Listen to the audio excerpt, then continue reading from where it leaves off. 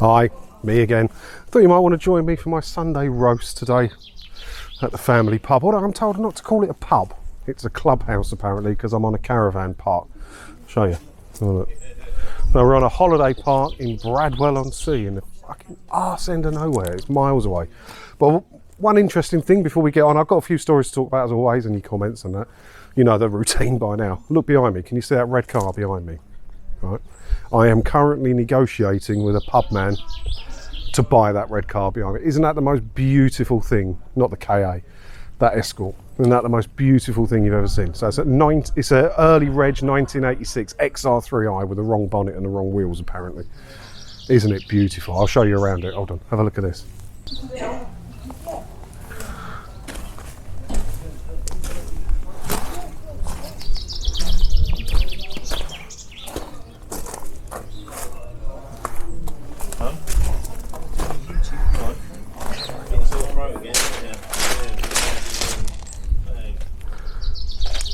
Then come on, tell me I shouldn't buy that. Tell me I shouldn't buy that.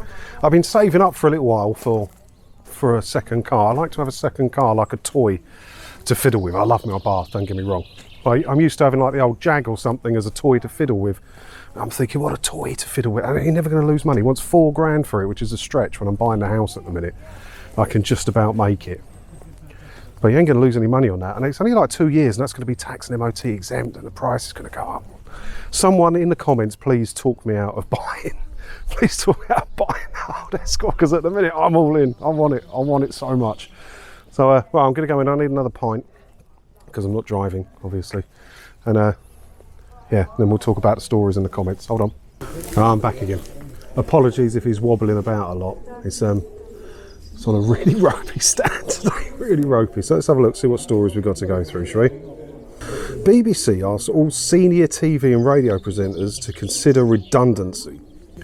That's an interesting headline. Is it not? You think that's interesting? The BBC asks all senior TV and radio presenters to consider redundancy. What does it say here?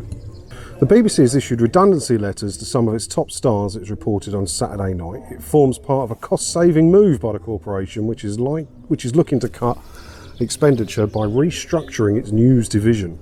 The BBC has written to all senior TV and radio presenters asking them to consider voluntary redundancy. Now, Tim Davie has come out and said this is like a HR exercise. Where is it? Yeah. So Hugh Edwards dismisses redundancy rumours as standard HR exercise. That's an odd exercise to go through for HR, isn't it? They are really trying to slim down news. They're really trying to change it. They're changing BBC News full stop anyway.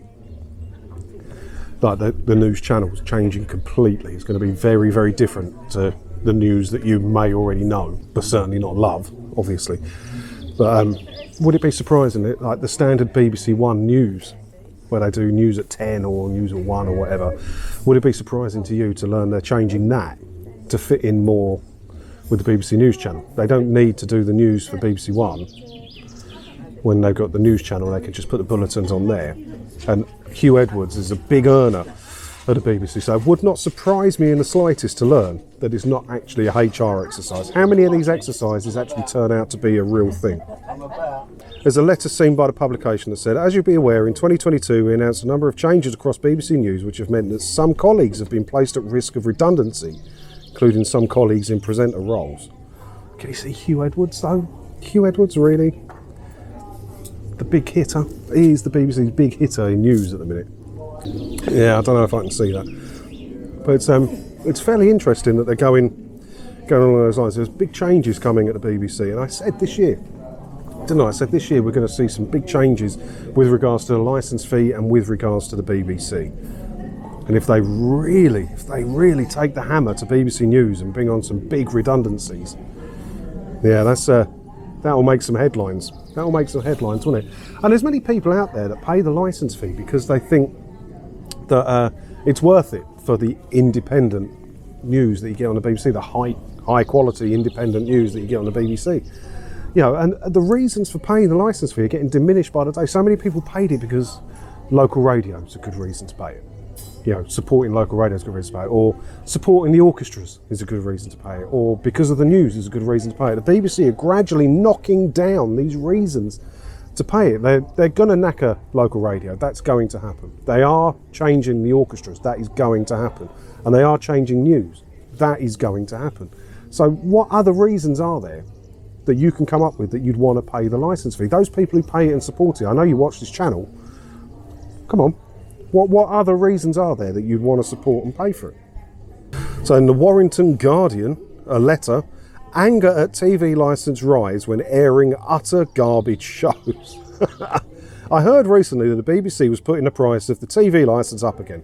May I speak for the many pensioners and families with young children to say why another increase when we've had to put up with the many repeats and films that were made before I was even born? More and more people, more and more people are starting to see there's no argument in the licence fee. You know, and repeats are a good way to do it, but the main nail in the coffin for me with the licence fees, you've got to pay it. Right? If you want to watch or record anything that's been broadcast or access BBC iPlayer, you've got to pay it, right? That's how it works. But BBC get the money. But ITV, you can't watch them, or Channel 4, or Discovery, or anything like that, without paying the licence fee to the BBC. None of the other channels get the money. How is that fair? Why are the other channels not standing up to this? It's weird, isn't it? But more and more people are picking up on this and coming round to the thought and looking into whether they don't have to pay the licence fee or not anymore. And it's great. I get so many emails, and the TV Licence Stop website I've got is reaching more and more people every day, because more and more people are realising that they can watch 90% of the stuff they'd watch anyway. All you got to do is avoid anything that's being broadcast. But it doesn't mean you have to miss out on anything. You know, you got ITVX, you got All 4, you got Now TVs for watching your Sky channels. You're not even going to miss out on the news, you know, because you can watch ITV's News at 10 or whatever just after the fact, like literally half hour after the fact on ITVX. You can listen to all the radio that you want. You're not going to miss out on much. You're just going to miss out on the stuff that you would watch on BBC channels as they're being broadcast. So more and more people are coming around to this. So what else does this letter say? I'm not interested in the many soap programmes and so-called reality television, which I think are a waste of time and effort. Yeah, soap operas certainly are. I quite like some reality shows, but yeah, soap opera is definitely a waste of time and effort. Why then pay exorbitant salaries to the many overrated stars? Are we having to tolerate what I consider is utter garbage? Well, I think we've got to be fair there. If anything, I'm fair on this channel, right? There are people that get paid more to present than BBC presenters, like Ant and Dec get paid a lot more than Gary Lineker, for instance. But the difference is, you're paying for Gary Lineker from your own pocket, aren't you? You're not paying for Ant and Dec. See you later, mate. See you, mate. You're not paying for Ant and Dec out of your own pocket, are you? When are we going to get decent, up-to-date films and no repeats on the TV? And why? All right, mate, I'll catch you later on. Yeah, see you later. When are we going to get decent, up-to-date films and no repeats on the TV? And why, when I have Freesat TV, do I need to pay for the tripe that the BBC put out every day? You're never going to get up-to-date films on the BBC. It's not realistic. It's not going to happen because they can't afford them. There's so many irons in the fire now.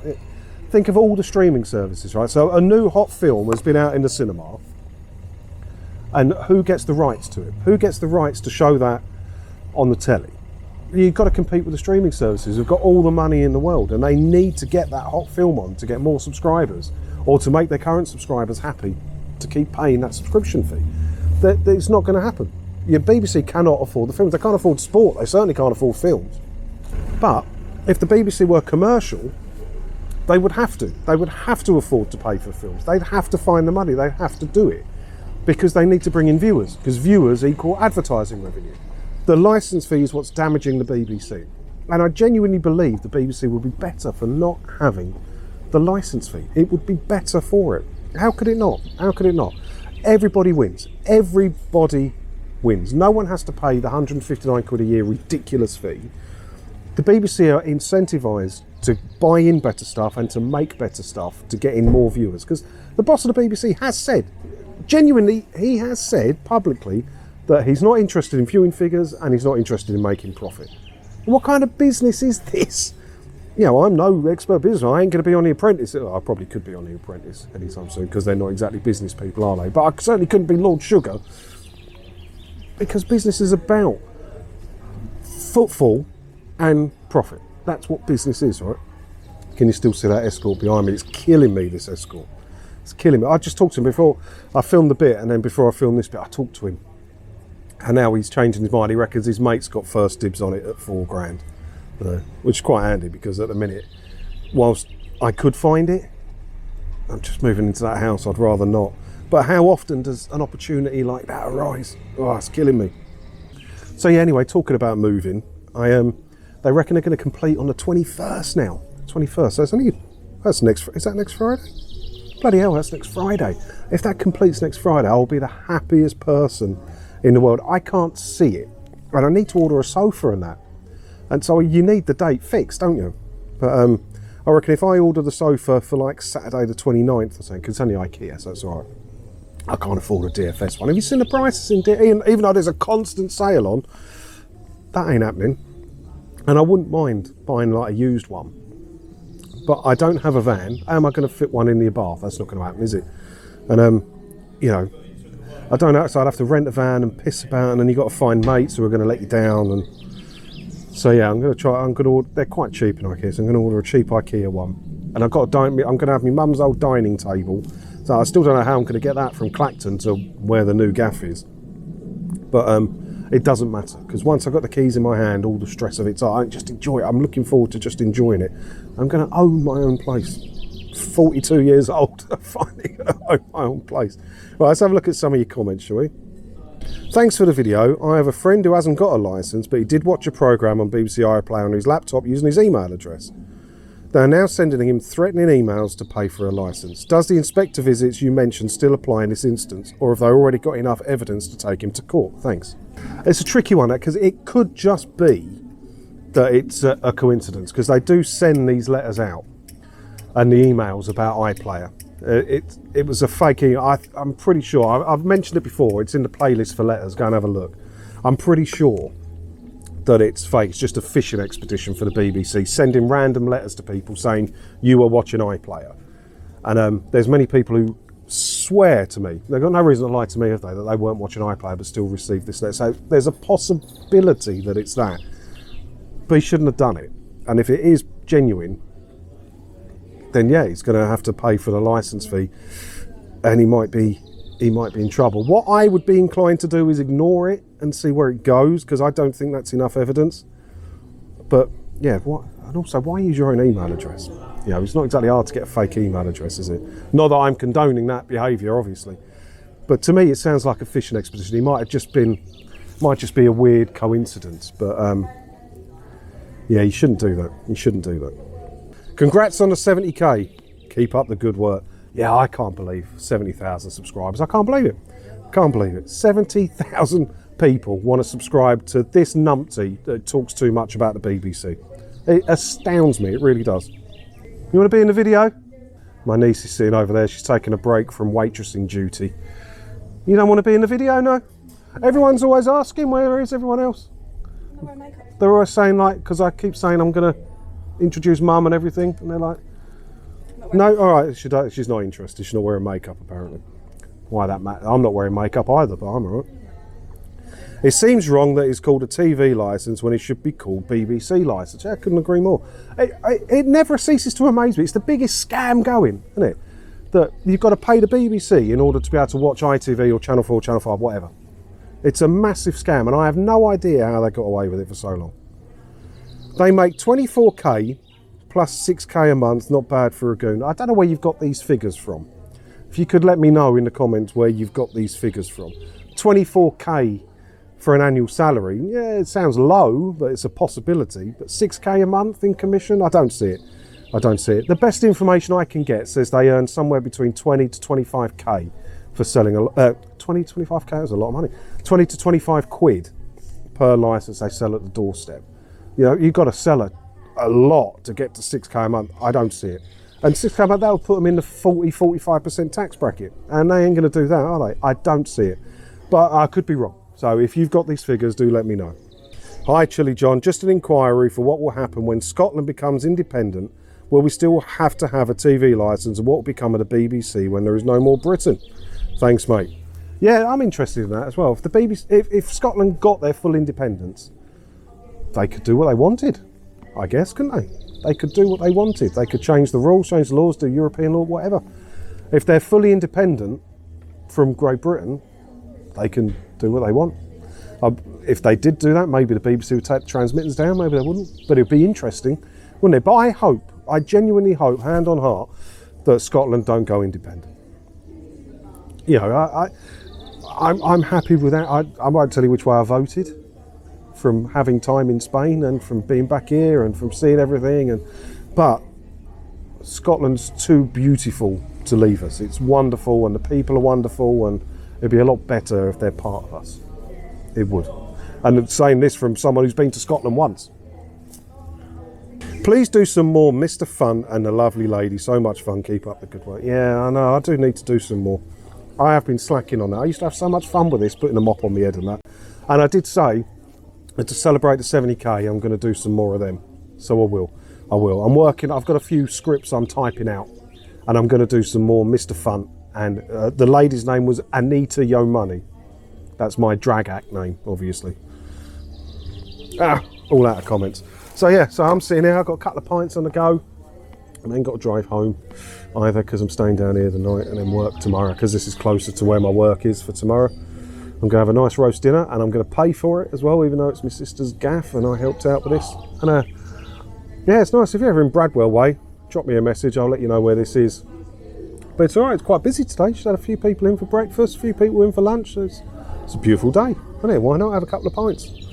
But I'm going to go and pester this guy now about that Escort behind me, because I don't really, I mean, I'm not a rich man, not by any stretch of the imagination, right? But I have had a savings account for a while, because I've been talking about it a lot. I want to buy my Jag back, and I reckon that's going to, whoever buys it, if I could find it and I could buy it back, they're going to want more than £1,000 for that car, because that's just what the market value is for them.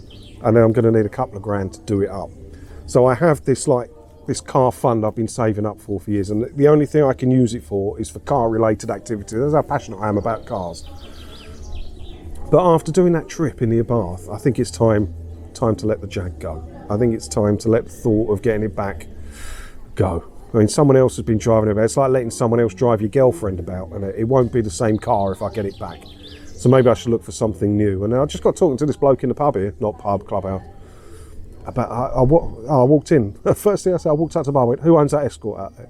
He goes, "I do." I went, "That is beautiful. I have not seen one of them in the flesh for ages." And we got talking. He wants £4,000 for it. So I'll let you know how we get on with that. I could do without buying a car at the minute, but also I am a car guy, and I can see it. There's this tiny little screen on this camera. I'll take a picture. Look, there's this tiny little screen on this camera. And I can see it in the screen. So I want to buy this car. I'll let you know how that goes. And as always, leave your comments down below. I hope you've had a good weekend. Let me know what you've been up to this weekend. It's a lovely weekend, really, isn't it? And as always, thanks for watching. And I'll see you later. Ta-da.